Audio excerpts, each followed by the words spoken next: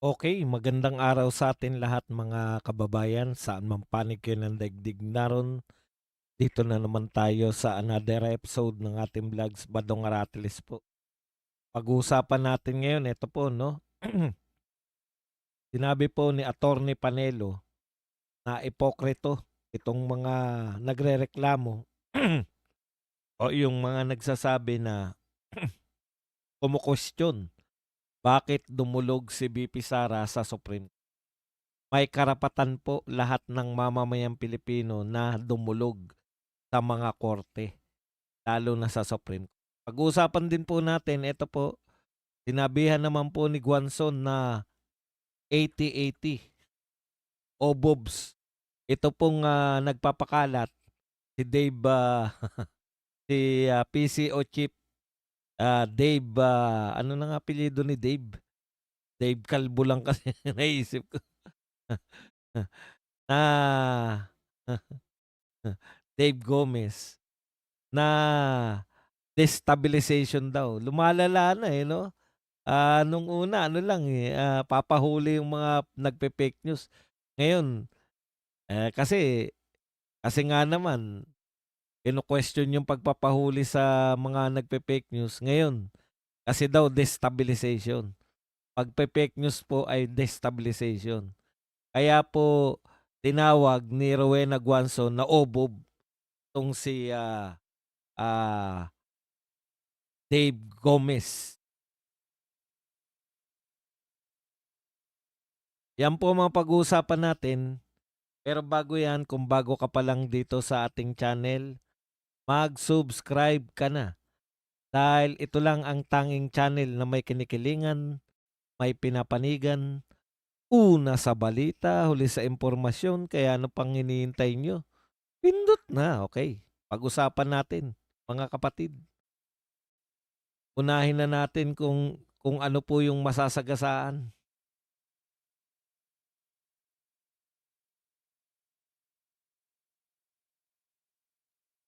Ito po, yung sagutan po nito ni Auntie Claire at saka nito ni BP Sara. Nakita nyo po talagang 'to si Auntie Claire ang naghahanap ka Dave, Gomez ng masisisi kung bakit, naglipa na yung fake news.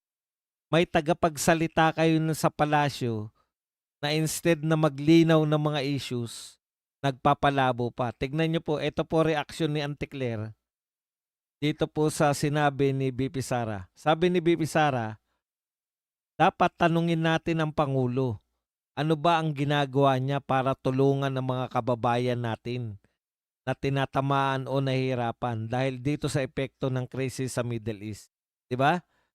Kasi okay pa na pinag-uusapan nila kung buhay ang pangulo o patay na, eh. Kung ang pangulo ba ay, malusog, kung ang pangulo ba ay,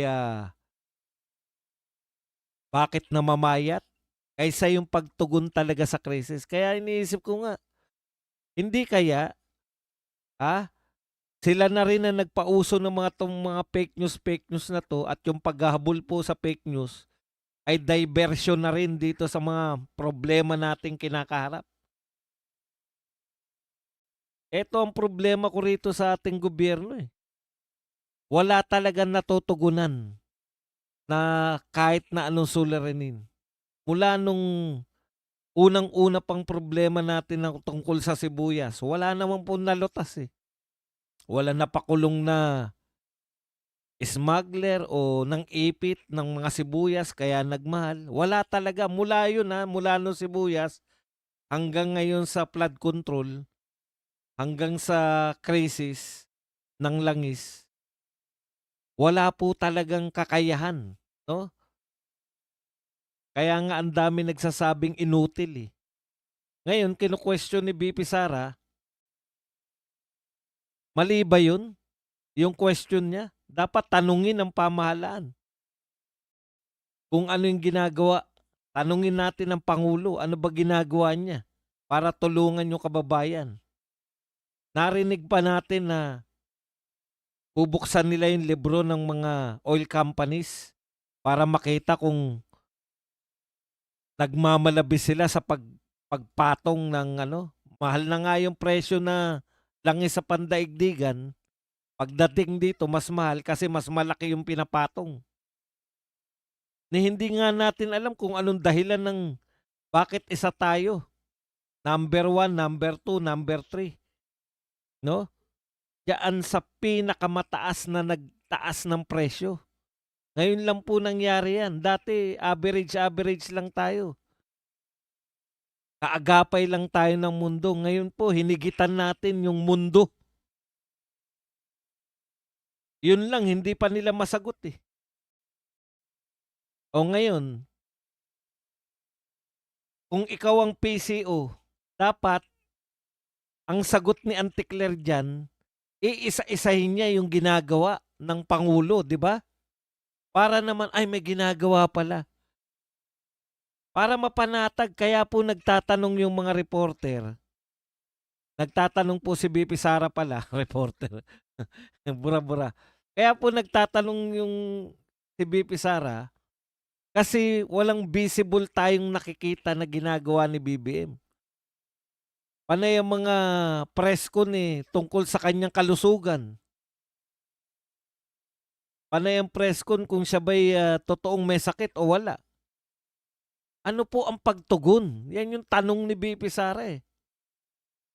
Ngayon kung matino kang taga-PCO, undersecretary ka ng PCO, USEC ka, at naatasan ka na taga-Malacanang ka, dapat ikaw yung nagpapaliwanag, ito po yung ginagawa ng pamahalaan natin ngayon. Oh, kung kayo po ay hindi nabigyan ng ayuda, may ayuda po rito, pupunta lang po kayo diyan sa barangay nyo, sabihin nyo na hindi kayo nakatanggap ng ayuda. Mga ganun dapat pinapaliwanag. Tignan nyo po sagot ni Auntie Claire sa tanong ni BP Sara.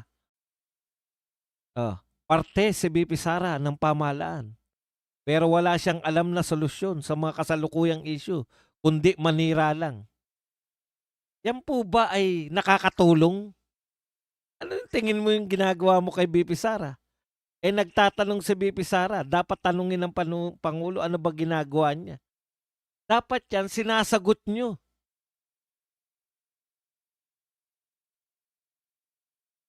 Ibabalik nyo lang kay BP Sara. BP Sara siya. Parte siya ng pamahalaan na. Ano ba ginagawa ni BP Sara? Taklang pupa, biglang si BP Sara na ngayon ang dapat may gawin. Spare tire lang po si BP Sara. Pwede niya bang, sige, gustuhin man ni BP Sara, pwede niya bang utusan yung DOE? May naisip halimbawa si BP Sara, kunwari naisip ni BP Sara, silipin natin yung yung tubo ng DOE. Pwede niya bang gawin yun? Thank you very much kay Mel Marcaida na nagbigay po sa atin ng 125 pesos na pangkape. Yan yung sinasabi ko, Auntie Claire. Dapat sa inyo tagapagpaliwanag kayo ng mga ginagawa. Sa bagay, mahirap din naman yung ipaliwanag mo kung wala naman talagang ginagawa. O tignan nyo, hanggang deklarasyon lang eh. Napababa ba ng deklarasyon ng emergency yung presyo ng langis? Eh yun yung tinutugunan eh.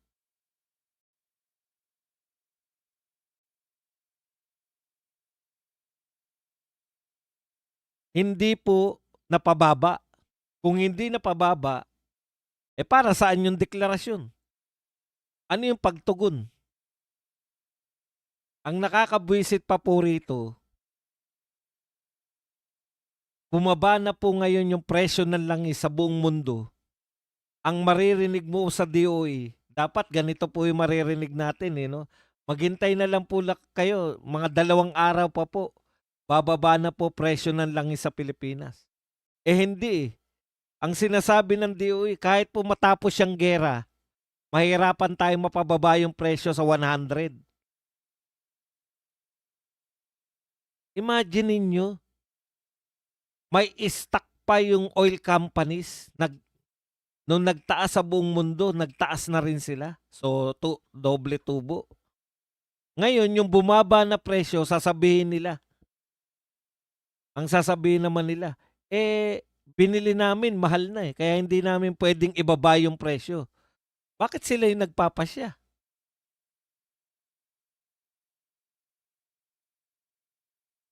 Diyan po papasok dapat yung gobyerno. Yan yung trabaho ng gobyerno. Eh, badong, privatize kasi. Bakit si Tatay Digong minura niya yung magtutubig, private din yun. May utang daw tayo sa mga magtutubig, sa Manila Water tsaka sa Maynilad. Ano sabi ni Tatay Digong, "Mga PI kayo, kami pa nagkautang." Gobyerno pa nagkautang sa inyo. Oh, nag-sorry yung mga magtutubig. Yun po yung papel ng gobyerno. Kahit sabihin yung privatize yan, nasa Pilipinas pa rin sila. Dapat tinitiyak ng gobyerno na hindi nagsasamantala itong mga oil companies. Yun lang. Kung privatize po yung mga oil companies, tiyakin mo naman na hindi sila nagtataas ng presyo. Eh parang hinayaan lang natin yung mga negosyante kung ano gagawin. Natural, ang mga negosyante, mas malaki po itutubo nila, mas okay. Eh kung nagsabwatan yung mga yan, ganito lang ganito itaas natin pero wag tayong bumaba ng husto. Hindi naman po competition na nagaganap eh. Nag Nag-uusap yung mga may-ari po ng gasolinahan natin.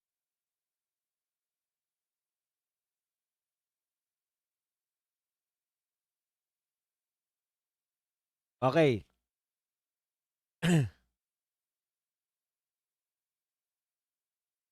Punta muna tayo sa isa pa uli na ano, pahimakas. Dito po,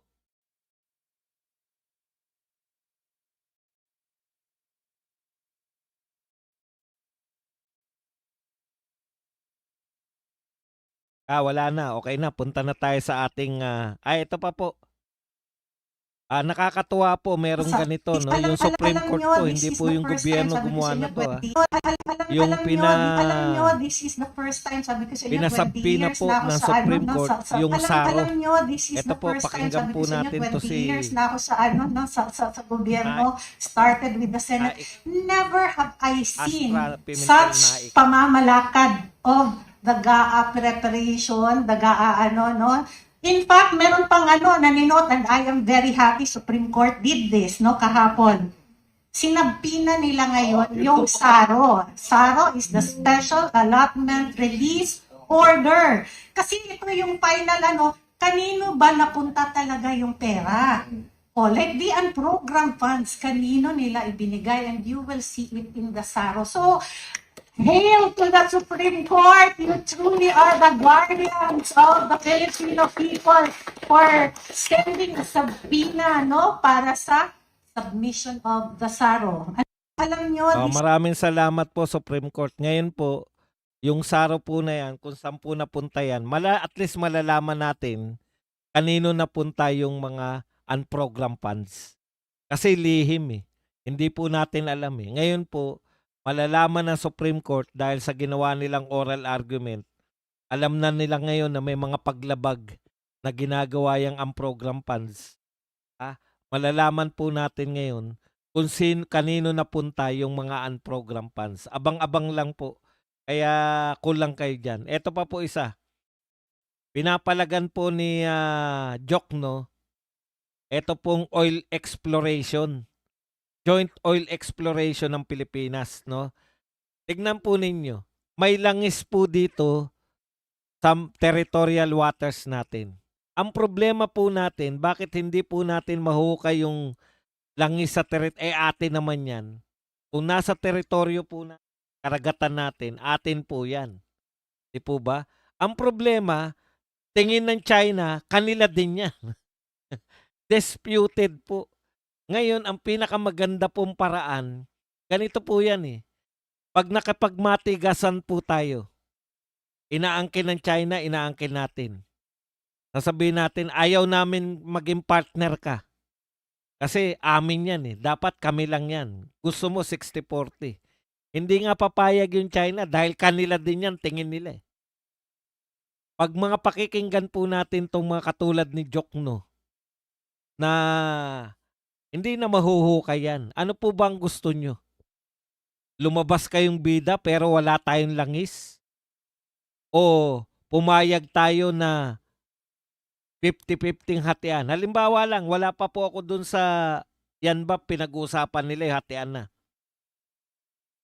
Halimbawa po pumayag tayo 50-50 na hatian tapos ipa-approve natin kasi treaty yan o kasunduan yan, eh. Ipa-approve natin sa Senate. Ano po ba ang mas pabor sa Pilipinas? Hukayin na natin yan, kalahating porsyento mapupunta sa China, kalahating porsyento mapupunta sa ay kalahati. Kalahati po niyan kalahati ng mahuhukay diyan sa China, kalahati mapupunta sa atin or zero. Pero inaangkin natin na amin 'yan. Baka dumating pa po yung time kasi dagat po 'yan, hindi po 'yan lupa, eh. Baka dumating po yung time angkinin na lang ng China 'yan at sila na lang maghukay. Ano po makikita natin? Minsan, 'no, masarap pong pakinggan na amin 'yan, dapat yung batas namin masusunod. Totoo po 'yan, napakasarap pong pakinggan. Pero dapat nagbibigay kayo ng alternative. Kung ayaw ninyong hukayin natin na joint 'yan, kung ayaw niyong, kapartner natin yung China diyan, ano ang alternative niyo para mahukay natin 'yan? Kasi kung sasabihin niyo lang na itiwangwang na lang natin 'yan kaysa maging partner natin yung China, talagang walang katuturan.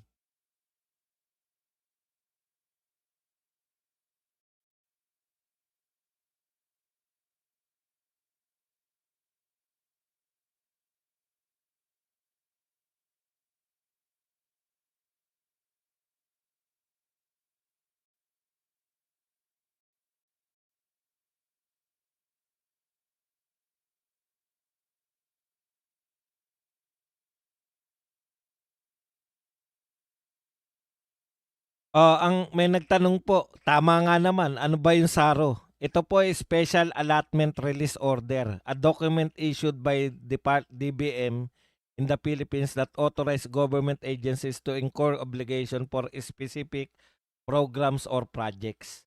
Ayan po. Ito po yung usapin na to, yung dito po pumapasok yung for later release pag nagkapera. Kasi ang program po, wala pong budget para dyan. Pero pag nagka-budget, pwede na pong ponduhan. Paano po magkaka-budget? Pag sumobra tayo ng taxes o kaya nakapangutang. So ipangungutang po yan, yung mga unprogram na yan. Ano po pagkakaiba ba dong ng unprogram tsaka program? Yung program nasusuri natin. Yung unprogram, pag nagkapera, bahala na sila kung saan ilalagay. Yung unprogram kasi specified, eh. Nakalagay dyan, eto program. Dito gagamitin, kunwari ang budget ng program 5 trillion. Naka-specify po yan. DepEd 1 trillion, DPWH 500 billion, ganun po. Kaya po dito po sa unprogram, hindi po specified yan kasi for later release yan pag nagkapera. Pag ganyan po ang katwiran, nagkakapera, inuutang natin, nagbebenta tayo ng mga kagamitan para ponduhan yan. Dito po pumapasok dahil unprogram nga, sila-sila nalang nagpapasya. Yun po yun. Kaya po napakalaking usapin yan. Yung pagpapasya, kung sino na lang yung magpapasya. Okay?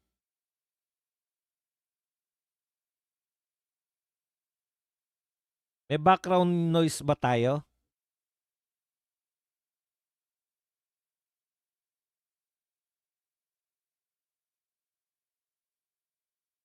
May background noise?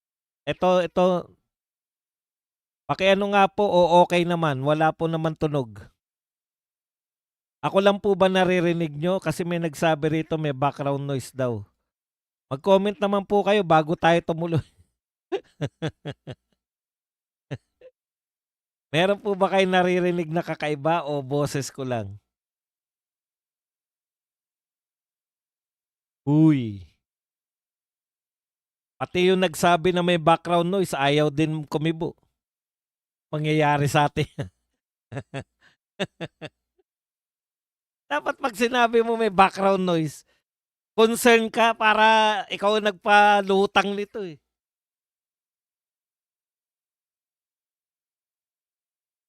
Okay, punta na po tayo rito sa iba pa pong balita. Sana nasagot natin yung Saro, no? Eto na po tayo sa ating mga pang main event. Dito po, ino-question po partikular ng dalawang tao, itong si Laila De Lima at saka to si Terry Redon. Yun pong pagdulog ni BP Sara dito po sa Korte Suprema, 'di ba? Parang sinasabi nila, sabi nga ni Tabi, sisinday niya pa pala isa. Sabi nga ni Tabi, ang Vice President Gipit sa Supreme Court kumakapit. Sabi naman ni De Lima, baka akala nila yung SC ay ang kahulugan Sara's Court.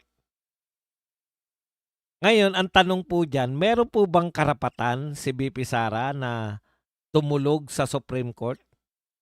Kasi parang pinalalabas nila na ano eh, na walang karapatan si BP Sara. Nasa mga pagkanan sinasabi pa nila pero mali po ba ang pagdulog kung kini-question mo yung isang procedure na pananiniwala ka na may mali doon? Ito po ang tanong ni Boss Admar. Oops. Alive ako.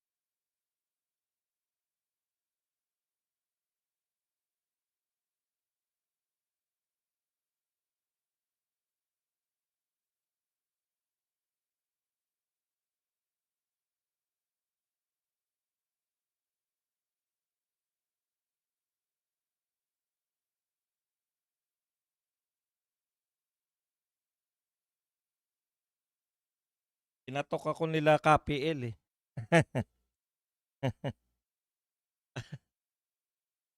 Hirap tong may mga kapitbahay kang kilala ka eh. Kahit naka-live ka eh, nakakatok ka eh. Okay.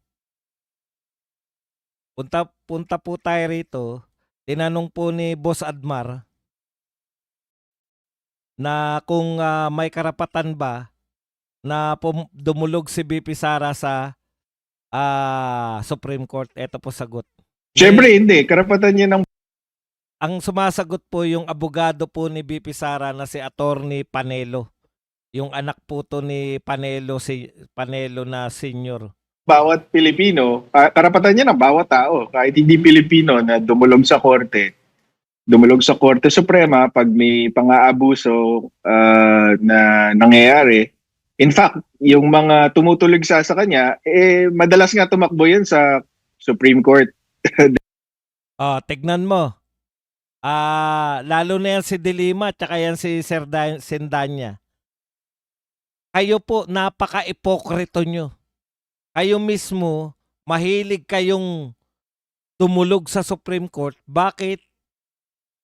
Bakit naman, pag si BP Sara yung dumudulog sa Supreme Court, minamasama ninyo? Diba?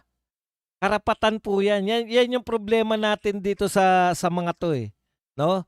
Pagka po si BP Sara, parang ansama-sama. Ansama ng dumulog. Ang gusto yata nila, nakikita na ni BP Sara na sumusobra sila sa kanilang hindi na nila dapat gawin yung kanilang ginagawa, no? Nakikita na nga ni BP Sara na nagmamalabis na sa kapangyarihan.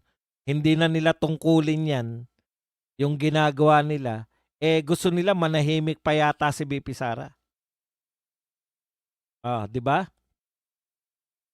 Yun yung sinasabi natin na karapatan yan ni BP Sara. Ngayon, eto po. Sa sinasabi nila na karapatan daw po ng committee na mag-issue ng subpoena. First time po to eh.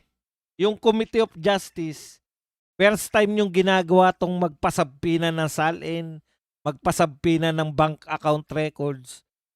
Yung nakaraan pong mga Supreme Court, yung nakaraan pong impeachment, sa kaso po ni ERAP, sa kaso po ni Corona, Chief Justice Corona, ang nagpapasabpina po ng mga records, yung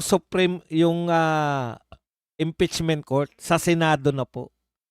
Kaya may karapatan naman sigurong questionin ni BP Sara. Oh. Alam na nga na, isa pa. Sinasabi po ng kampo ni BP Sara na yung ginagawa ninyong pagpapasabpina, hindi naman po yan preliminary. Tapos na nga kayo dun eh. Nagdeklara na nga kayo ng sufficient eh.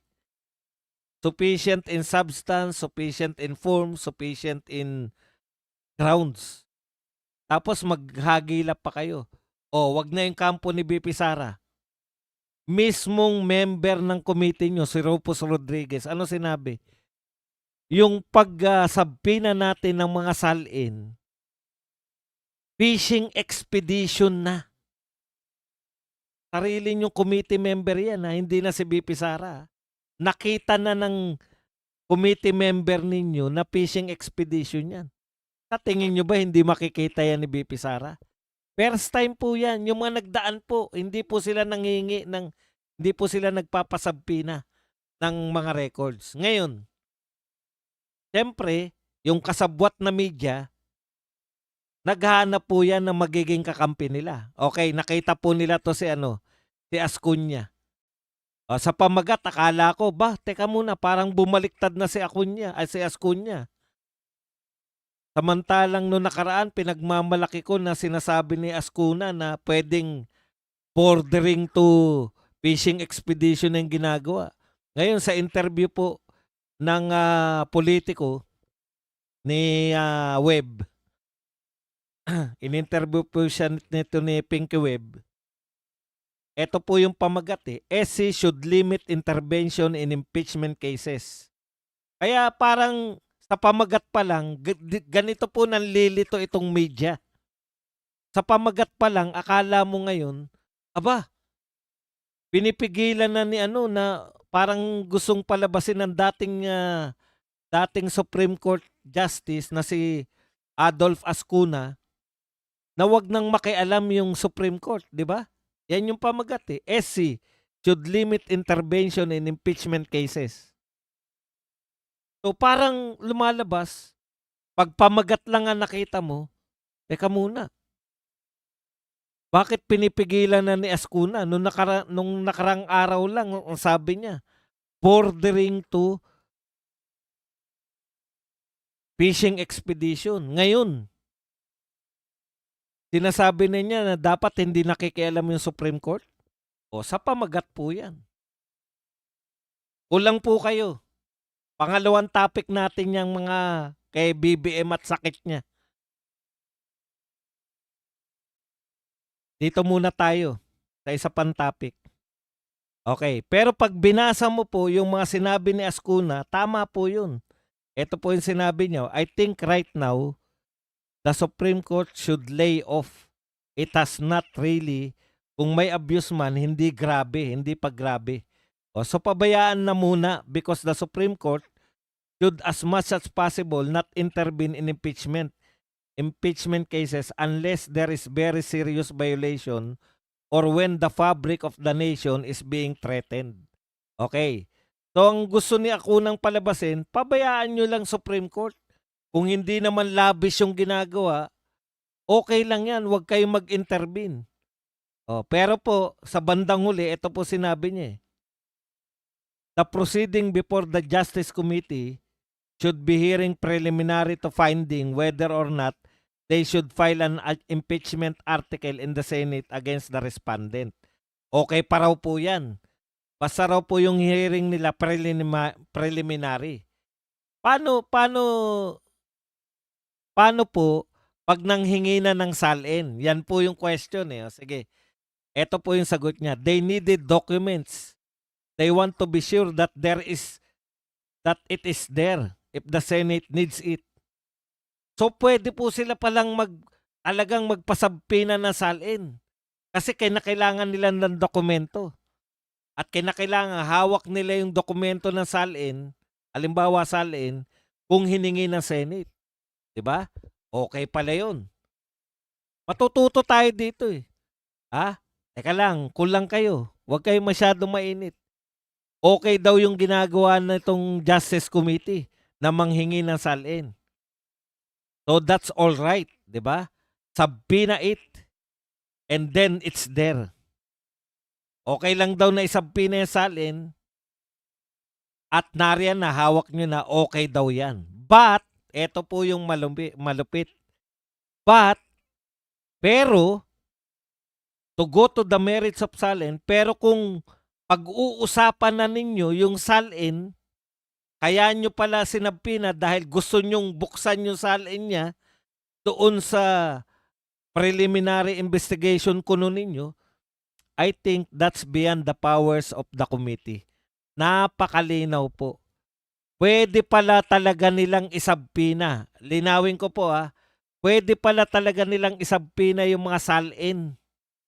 Pero hindi nila pwedeng pag-usapan. Kumbaga, sinabmit sa'yo para kasi pag nakarating sa Senate, asan po yung salin yan na nagpapatunay na ito po yung salin. Pero hindi nyo pala pwedeng pag-usapan yan. Kukuha lang po kayo ng ebidensya. Tapos in your eyes only. Makikita nyo. Tapos mag-uusap kayo. Wala namang palang ill-gotten wealth. Kaya ang magiging konklusyon nyo, pero hindi nyo po pag-uusapan. Kasi once na pag-usapan nyo na yan, yung laman ng salin, hindi nyo na po kapangyarihan para na kayong nagtatrial. Yan ang napakalinaw, walang bias. Kasi tayo, ang sinasabi natin, bawal nyong kunin yung salin. Pwede pala, pero hawak nyo lang. Bawal pag-usapan. Once na ibinuka ni De Lima, ni Luistro, ni Redon, ang kanilang bibig, binasa yung salin ni BP Sara, paglabag na yan sa kanilang kapangyarihan. Overreach na sila. Sumusobra na. Kaya pala pwedeng mag-request ng salin ayon kay Ascuna. Kaya pala ganyan para may hawak lang silang kopya. Para nag-guide po sila sa kanilang, sila lang po magpapasya kung totoo Pero once po yan ay pag-usapan ninyo, hindi na po yan sakop ng komite. Alam nyo, hindi lang po kayo naliwanagan, pati po ako. Kasi pinagpipilitan natin bawal nyong isabpina yan. Yun pala po yun. Kung isasabpina nyo yan at itatabi nyo lang, o kaya for your eyes only sa inyo lang mga komite, walang mic, walang mga press na makakakita niyan, pwede. Pero once na yan, buksan nyo yung bibig ninyo. Narinig namin yan na pinag-uusapan nyo yung salin. Parang trial na yan. Hindi nyo nakapangyarihan yan. Yan po ang napakalinaw na paliwanag ng dating Supreme Court Justice.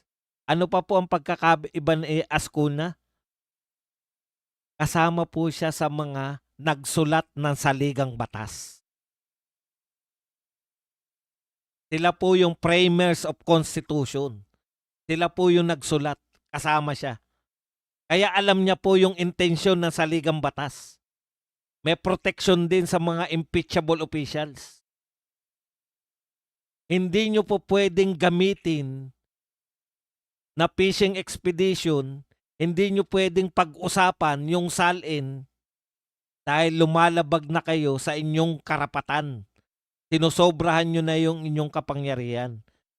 Bakit niya alam na hindi niya kapangyarihan yan? Kasi siya yung lumikha. Siya yung nagsulat niyang batas, saligang batas na yan. O ano pang masasabi nyo ron? O ngayon, kung hindi dumulog si BP Sara sa Supreme Court, hahayaan niya lang. Hahayaan niya lang yung mali. Sinabina na nga yung salin.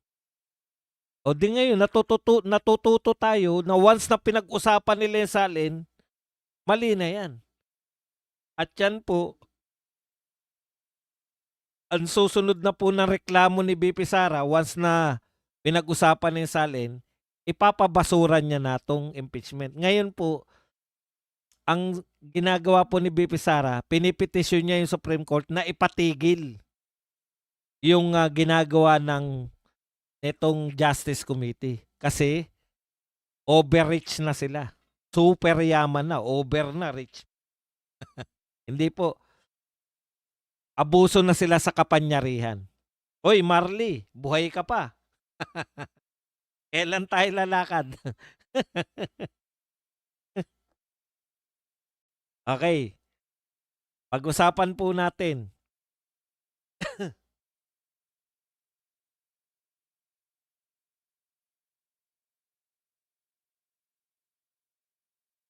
Yung susunod, eto na.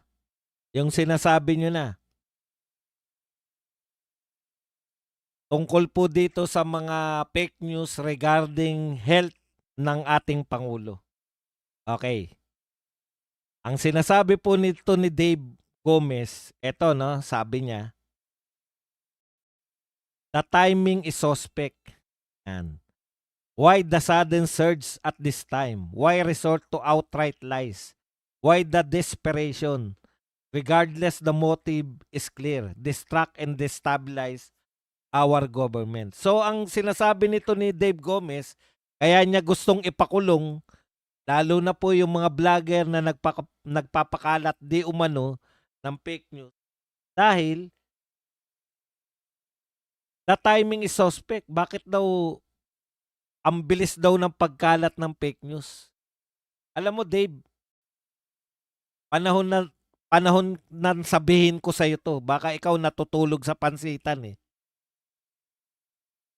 Ang virality ng isang issue o ng isang event, hindi po kinakailangan niya na sadyain. Ang dami pong viral na hindi naman talaga sadya. Halimbawa, pag yung may nagba-viral na biglang nagwala, viral yung isang manong na nanutok ng baril sa isang siklista. Tandang-tanda natin yan, di ba? Ibig mo sabihin, sinadya yan? Kaya nagkaroon ng viral na ganyan? Hindi po. Ang virality ngayon, may kapangyarihan na po ngayon yung bawat mamamayan kung sino po yung gusto nilang ipa-viral. Yung utak mo, naroon pa sa dating utak na para pag-usapan ng lahat, yan ay pinaplano, pinapalaganap ng media, tapos na po yung kapangyarihan ng media na yun. Yung utak mo, conspiracy theory. Na kaya lumalaganap yung isang bagay dahil yung media, pinalaganap nila, kaya yung mga tao lumaganap sa mga tao. Kaya na po ng isang tao na mag-upload ng isang video na nasaksihan niya sa kalye. Magba-viral yun. Kasi interesting eh. Nakukuha mo, Dave, hindi po lahat pinaplano. Hindi po lahat conspiracy. Na eto, ipapaviral namin to. Yung sinasabi mo na bakit? Ang bilis. Interesado yung tao. Kaya naging mabilis. Ibig mo sabihin, yung mga road rage, na naging viral. Merong tao na nagpakana niyan. Merong isang conspirator na sinadya niyang palawakin yan. Hindi. O isa pa, yung mga viral na sayaw. Ibig mo sabihin, may nagplano niyan. May nakarinig na nakapanood ng hawak mo ang beat, nagustuhan niya, sinare niya sa kanyang yung nag-share, may nakapanood, nagustuhan din nila, kumalat na po yung hawak mo ang beat. No radio exposure, no TV exposure, wala pong kahit na Ganyan po yung power ng internet. Eh, kaya naman pala hindi mo pala nauunawaan kung papaano nagba-viral yung mga tao, eh. Hindi po kinakailangang pinaplano lahat. Kayo nga plano ng plano, eh. Hindi naman nagba-viral yung gusto niyong palawakin. Oh, 'di ba? Hindi po lahat hindi, binibigay ko muna yung sitwasyon na tayo po ay nasa panahon na kung na may kakayahan po kahit isang taong hindi kilala ba natin kung sino yung nagpakalat ng hawak mo ang beat? Ni hindi nga natin alam kung sino yung kumanta niyan, eh. Yun yung point namin, Dave, 'no? Mayroon na siyang sarili na yung nagpapakalat, eh. Once na tinangkilik. Halimbawa, sa tingin mo ba may nagplano na sumikat si Beautiful Lovely Granada? Wala.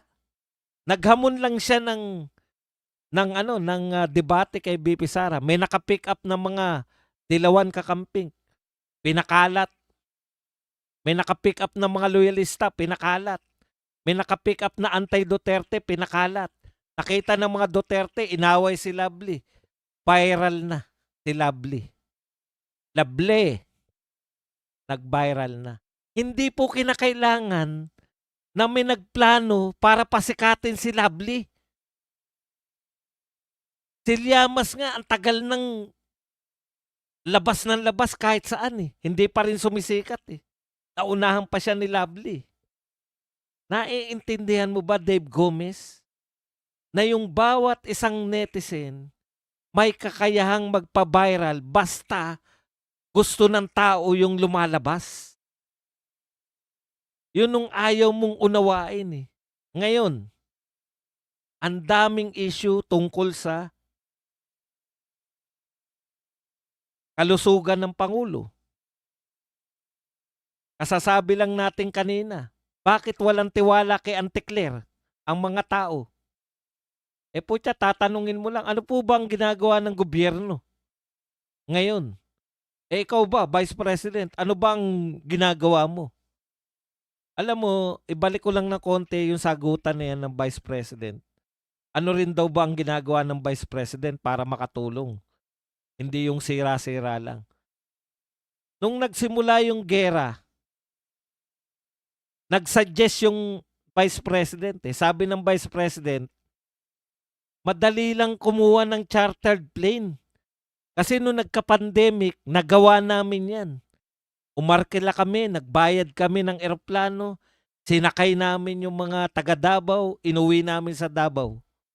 Madali lang, sabi ni BP Sara. Nagsuggest siya. Ano sinabi mo, Auntie Claire? Imposible yan sinasabi mo. Wala nga nakakalipad, eh. No-fly zone nga, eh. See? Walang paglagyan sa iyo, eh. Pag nagsasuggest yung Vice President, binubutaktakan mo kagad na imposible yan sinasabi. Pag nagtatanong naman yung Vice President, anong ginagawa ni President, ikaw, ano namang ginagawa mo? Panay banat ka lang. So wala nang tiwala kay Auntie Claire, Dave Gomez. Wala nang tiwala kay Auntie Claire. Alam mo ba, hirap na hirap kami. Ako, partikular, nagpapaliwanag na ako. Totoo yan. Buhay si BBM. Wala pa rin na, ang dami pa rin nagdududa, eh. Bakit? Bakit hindi siya nakalive? Bakit hindi siya sumasagot sa mga reporter? Bakit? Alam niyo kung saan nagmumula yung pagdududa?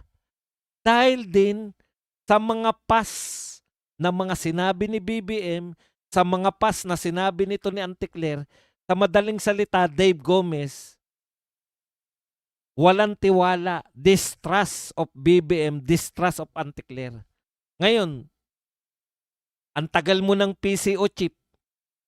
Alam namin, naririnig namin yung pangalan mo. Ngayon, lalantad ka, nasigang-siga. Ipapakulong ko yung mga nagpapa-fake news. Hindi ba trabaho mo bilang PCO ang magbigay ng tamang impormasyon sa tao? Madali lang naman kumbinsihin yung mga tao, eh. Nung sinabi nyo, pasensya na kayo, ang ganda kasi nitong halimbawa na to, eh. Nung sinabi nyo na nakabili kayo ng krudo mula sa bansang Russia, Nagduda ba? May nagduda bang mga Pilipino? Wala. Ayan yung ebidensya, oh. Pinakita ng media yung ebidensya. Sara Sky. Sara Sky ang pinagdalan? Loko to si Putin, ah. Alam niyan sa Pilipinas papunta, Sara Sky ang pinadala. Naglolokohan pa tayo. Bakit naging katiwa-tiwala yun? Kayo rin na nagsabi niyan na nakabili tayo. Bakit kami nagtiwala? Nakita namin yung pruweba eh. Sinasabi nyo, malusog ang Pangulo, walang sakit. Asan ang pruweba? Namamayat. Sinabi ni BBM, kaya ako payat kasi ayoko nang tumaba. Ako rin ayoko nang tumaba eh. Ba't ang taba ko pa rin? Ayoko nang tumaba. Ayoko malaki ang tiyan. Gusto ko yung... Hindi lang po yan dahil gusto ko lang na pumayat. Payat na ako. Yan yung sinasabi namin eh. Kayo ang gumawa ng sitwasyon para hindi na kayo paniwalaan. Gaano katiwa-tiwala yung PCO? Yan ang problemahin mo, Dave. Walang nagtitiwala sa PCO, walang nagtitiwala sa mga sinasabi ng presidente ng Pilipinas dahil sa dami po ng kanyang mga sinabi na hindi nagkatotoo.